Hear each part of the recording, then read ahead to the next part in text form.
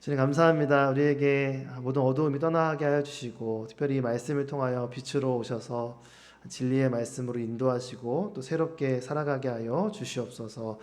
예수님 이름으로 기도드립니다. 아멘.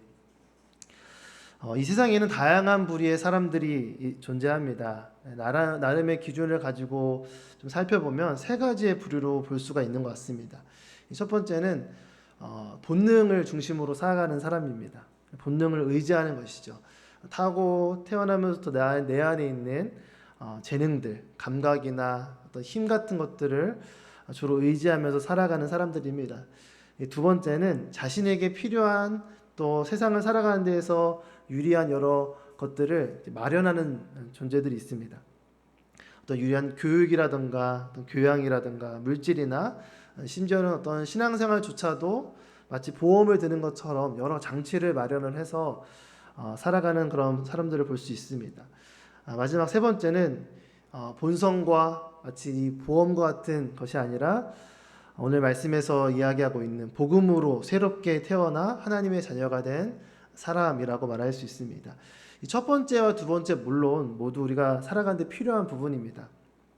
자신에게 주어진 재능과 자원을 잘 활용하고 사용하는 것은 하나님의 뜻 가운데 있는 계획인 것이죠. 하지만 모든 것이 하나님께서 주신 것이기 때문에 그것을 어떻게 사용하는지가 굉장히 중요합니다.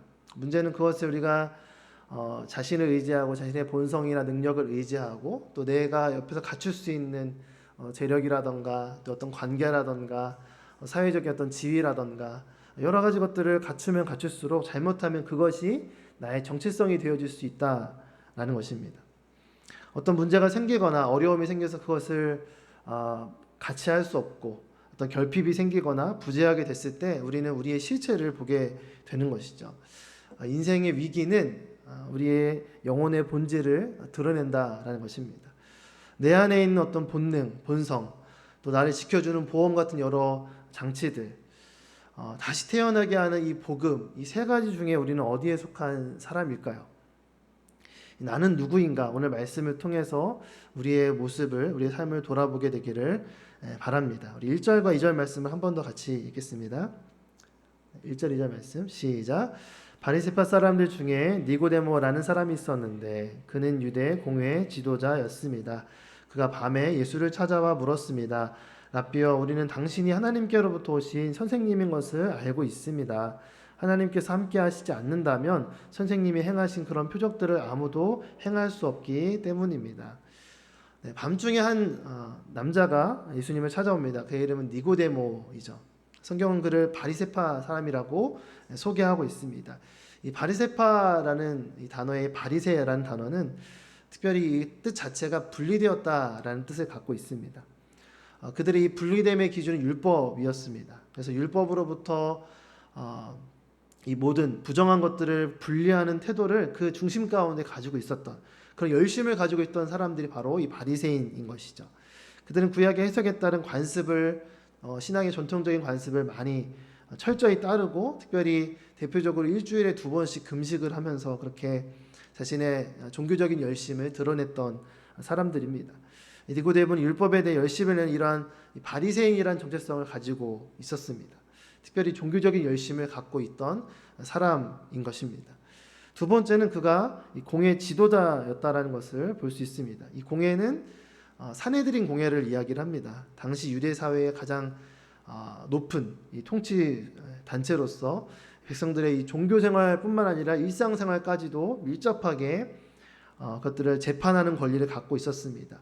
그래서 판결에 따라서 벌금형을 내릴 수도 있고 때리는 태형도 내릴 수 있고 경찰권까지 행사할 수 있을 만큼 일상생활 속에서 굉장히 밀접하게 또 큰 영향력을 가진 이 산헤드린 공회의 회원이었다라는 것입니다.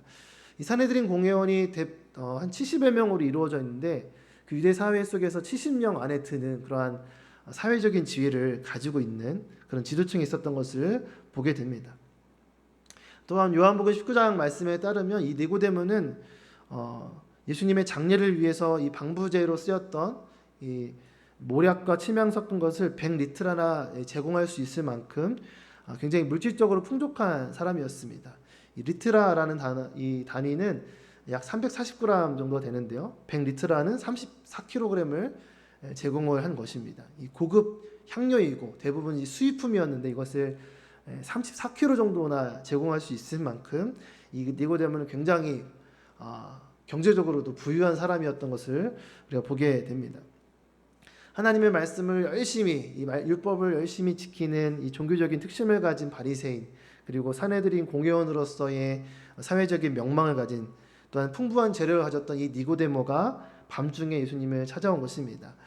2절 말씀으로 유추해 볼 때 아마도 이 2장 23절에 있는 예수님께서 예루살렘에서 보이신 여러 표적을 보면서 예수님에 대해서 알게 되었고, 그 예수님이 하나님께로부터 오신 분이라는 관심을 그가 갖게 되었던 것을 우리가 알 수 있습니다. 그래서 예수님께서 그를 둘러싸고 있었던, 그렇게 다가온 니고데모에게 예수님께서 한 질문을 통하여서 그가 옆에 가지고 있었던 어떤 사회적인 지위도, 또 종교적인 열심, 또 그 가지고 있었던 많은 그런 모든 자신을 둘러싸고 있었던 이 방어막을 뚫고 예수님께서 이 찾아온 니고데모를 한마디로 진단을 해주십니다. 3절 말씀입니다. 제가 읽겠습니다. 예수께서 그에게 이렇게 말씀하셨습니다. 내가 진실로 진실로 내게 말한다. 누구든지 다시 태어나지 않으면 하나님 나라를 볼 수 없다. 이 진실로 진실로라는 이 표현은 예수님께서 정말 중요한 진리를 선포하실 때 쓰셨던 표현이죠. 그 메시지는 하나님 나라에 들어가기 위해서는 누구든지 다시 태어나야 한다라는 것입니다. 예수님은 이 말씀을 통하여서 너도 다시 태어나기를 원한다라고 말씀하고 있는 것입니다. 다시 태어난다라는 뜻은 처음부터 또 위로부터 라는 뜻을 담고 있습니다. 이 말씀을 통해 우리는 하나님의 진리를 발견하게 됩니다. 이 첫 번째 말씀을 통하여서 우리가 질문할 것은 무엇이냐면, 도대체 구원은 무엇인가라는 그 질문 가운데 답을 주시는 것이죠. 구원의 본질은 다시 태어나는 것이다 라고 말씀하시는 것입니다. 그 외에는 예외가 없다. 그가 가진 어떤 것도 구원의 길이 될 수 없다. 왜 하필이면 니고데모가 예수님을 찾아왔을까? 그가 가진 것이 많았기 때문입니다. 그가 갖추고 있는 것이 많이 있었기 때문인 것이죠. 누구든지는 모든 사람을 말하는 것이죠. 당신도 예외가 될 수 없다. 당신도 포함된다라는 말씀을 니고데모에게 예수님께서 주시는 것입니다. 니고데모를 둘러싸고 있었던 여러 장치가 그를 결코 보장해 줄 수 없다라는 것을 꼬집어 주신 것입니다. 여기에 우리 모두도 포함되는 것이죠. 누구든지. 또 사회적 지위가 높아도 우리가 구원받을 수가 없습니다. 돈이 많다고 구원을 우리가 살 수 없습니다. 또한 특별한 어떤 종교적인 열심을 갖고 율법을 철저히 지키며 실천하는 바리새인이라 할지라도 그가 들었던 여러 종교적인 열심, 좀 다른 말로 하면 종교적인 보험도 그의 구원에 있어서 영향력을 발휘할 수가 없다라는 것입니다. 우리가 좀 착각하지 말아야 할 것은 이 교회 생활이 곧 신앙생활이 아닐 수 있다라는 것입니다. 신앙의 본질은 영적으로 다시 태어나는 것이기 때문입니다. 다시 태어난 이 새 생명으로서 살아가는 모습이 신앙생활입니다. 그 기초가 영적인 새 생명이 우리 가운데 주어지는 것이 없다면 어떻게 보면 우리는 수박 겉핥기 식으로 그냥 여러 가지 앞에서 얘기한 장치들을 마련하는 것처럼 교회 생활을 할 수도 있다라는 것입니다. 왜 우리에게 이 다시 태어나는 구원이 필요한가? 성경 우리의 영적인 상태에 대해서 이렇게 말씀하고 있습니다. 에베소서 2장 1절부터 3절까지 말씀 같이 한 목소리 읽겠습니다. 에베소 2장 1절부터 3절까지 말씀 시작. 여러분 또한 여러분의 허물과 죄로 죽은 사람들이었습니다. 그때 여러분은 이 세상 풍속을 따라 허물과 죄 가운데 살았고 공중의 권세 잡은 자 곧 지금 불순종하는 아들들 가운데 활동하고 있는 영을 따라 살았습니다. 그때는 우리도 다 그들 가운데 속해 육체와 마음이 원하는 것들을 행하며 육체의 욕망대로 살았습니다. 그래서 우리도 그들과 마찬가지로 태어날 때부터 진노의 자녀들이었습니다. 태어나면서부터 우리의 영적인 상태는 이 허물과 죄로 죽은 상태다라는 것이 성경에서 우리에게 주시는 영적인 진단인 것입니다. 왜 우리가 이렇게 불안해하면서 이 시대의 그 흐름을 따라서 뒤처지지 않으려고 그렇게 열심히 살았을까요? 예수님 만나기 전까지의 모습이라면 우리는 영적으로 죽은 상태였기 때문에 이 공중의 권세 잡은 자의 그 속임에 빠져서 그 권세에 붙잡혀서 죄의 종으로 또 율법의 욕망의 종으로 살았다라는 것을 우리가 이 말씀을 통해서 알 수 있습니다. 열심히 살았던 모든 것을 다 부정하자는 것이 아닙니다. 그 방향이 잘못되었을 수 있다라는 것입니다. 심지어 우리가 이렇게 교회에 나와서 예배를 드리고 종교 생활을 함에 있어도 신앙생활을 함에 있어서도 때로는 이 본질이 회복되지 않았을 때 그 열심히 잘못된 방향으로 나아갈 수 있는 것이죠. 어떤 사람을 의지할 수도 있고 어떤 관계에 빠질 수도 있고 여러 우리가 유익한 것들을 얻기 위해서 우리가 잘못하면 이 신앙생활 가운데 나아갈 수 있다는 것이죠. 그런 어떤 열심들이 무조건 나쁘다는 것이 아니라 그 방향이 올바로 돌아와야 한다라는 것입니다. 하나님께서는 그 모든 우리의 엇나간 열심도 합력하여 서로를 이루시는 분인 줄로 믿습니다. 하나님은 그렇게 우리를 바꾸어 가시고 특별히 이 다시 태어나는 구원을 통해서 우리의 본질을 바꾸십니다. 삶의 방향을 바꾸시고 우리의 길을 바꾸어 가시는 것입니다. 우리의 구원의 본질인 다시 태어나는 것은 도대체 무엇일까? 이 말씀 묵상하면서 정말 감사한 사람이 있는데 바로 이 니고데모입니다. 우리가 하고 싶은 질문, 그럼 도대체 어떻게 다시 태어난 게 도대체 무엇입니까? 라는 그 질문에 이미 질문을 했습니다. 그가 4절부터 6절까지 말씀을 같이 읽어보겠습니다. 시작. 니고데모가 예수께 물었습니다. 나이가 들어 늙은 사람이 어떻게 다시 태어나겠습니까? 태어나려고 어머니의 뱃속으로 다시 들어갈 수 없지 않습니까? 예수께서 대답하셨습니다. 내가 진실로 진실로 내게 말한다. 누구든지 물과 성령으로 태어나지 않으면 하나님 나라에 들어갈 수 없다. 육체에서 난 것은 육체고 성령으로 난 것은 영이다. 구원의 본질인 다시 태어나는 것이 도대체 무엇인가? 그것은 다시 태어난다라는 것은 내 안에 이 주체가 성령으로 태어난 영적인 새 생명으로 바뀌는 것을 말합니다. 6절의 말씀처럼 우리는 육체에서 태어났습니다. 하지만 우리가 구원받기 위해서는 물과 성령의 역사를 통해서 이 죽음으로부터 영으로 다시 태어나야 합니다. 죄로부터 정결하게 되고 인생의 주체가 바뀌는 이 영적인 새 생명의 탄생을 우리 가운데 경험해야 한다라는 것입니다. 이 말씀은 에세겔서의 말씀을 통해서 이미 나타난 그런 말씀입니다. 에세겔서 36장 25절부터 27절까지 말씀 제가 읽겠습니다. 눈으로 따라와 주세요. 내가 너희 위에 깨끗한 물을 뿌릴 것이니 너희는 깨끗해질 것이다. 내가 너희의 모든 더러움과 너희의 모든 우상들로부터 너희를 깨끗하게 할 것이다. 내가 너희에게 새로운 마음을 주고 너희 안에 새로운 영을 줄 것이다. 내가 너희 육신으로부터 돌과 같이 굳은 마음을 없애고 너희에게 살처럼 부드러운 마음을 줄 것이다.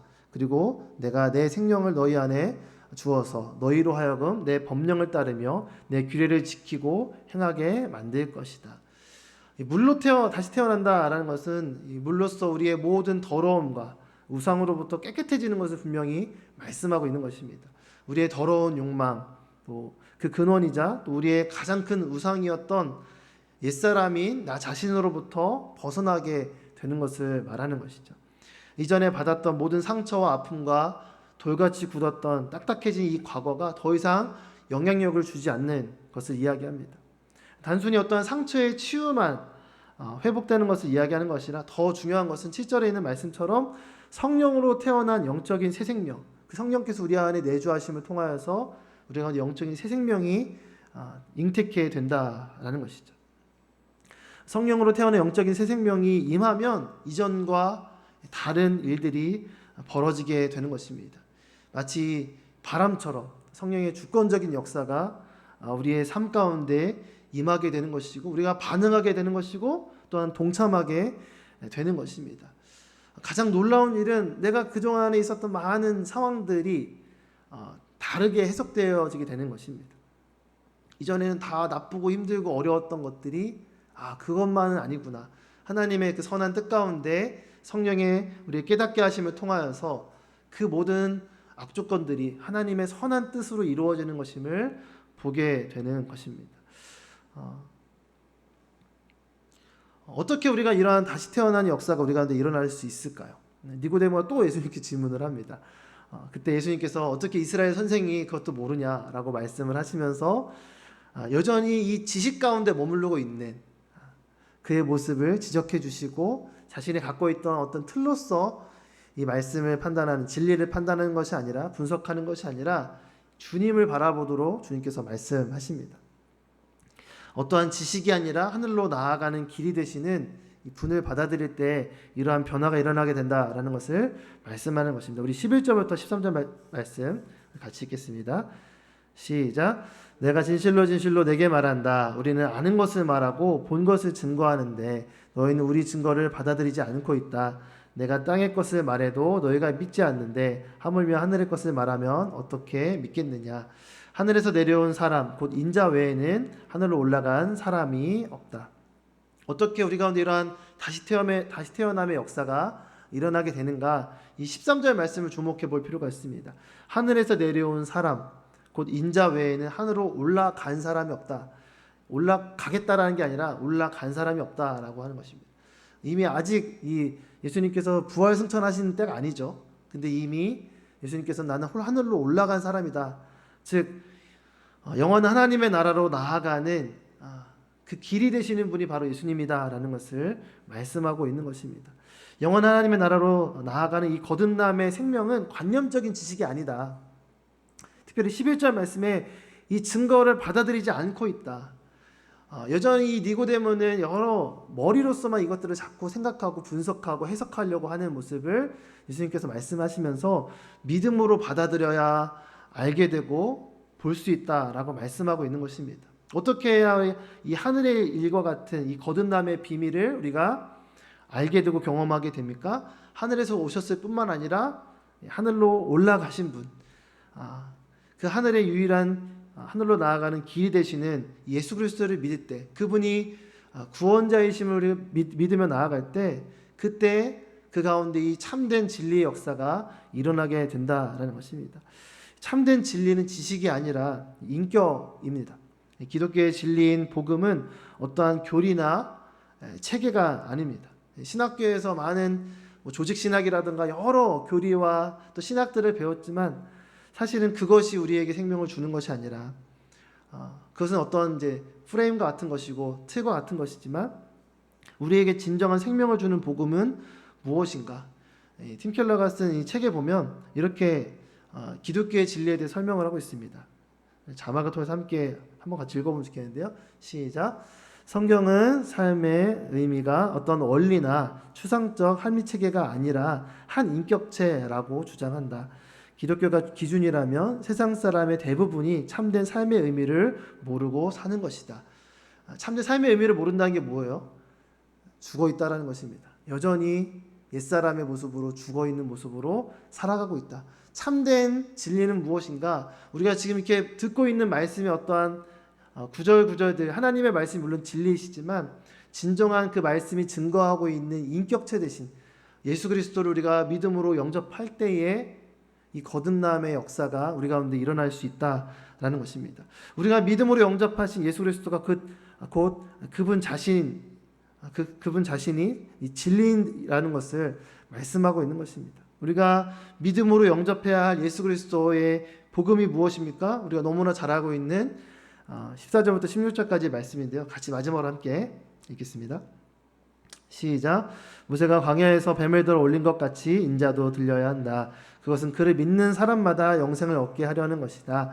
하나님께서 세상을 이처럼 사랑하셔서 외아들을 주셨으니 이는 그를 믿는 사람마다 멸망하지 않고 영생을 얻게 하려는 것이다.